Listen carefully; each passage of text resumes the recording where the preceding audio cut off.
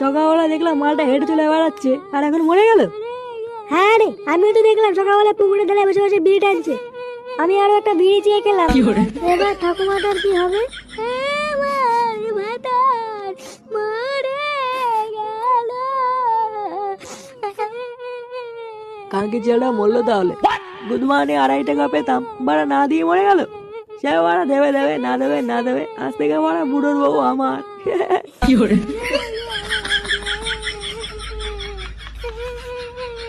বলে গেল? ও যা বলে বলুক গিয়ে, ছাড় বাড়া। এই বালটা মনে হচ্ছে হার্ট ফেল করেছে, শিওর। রাতে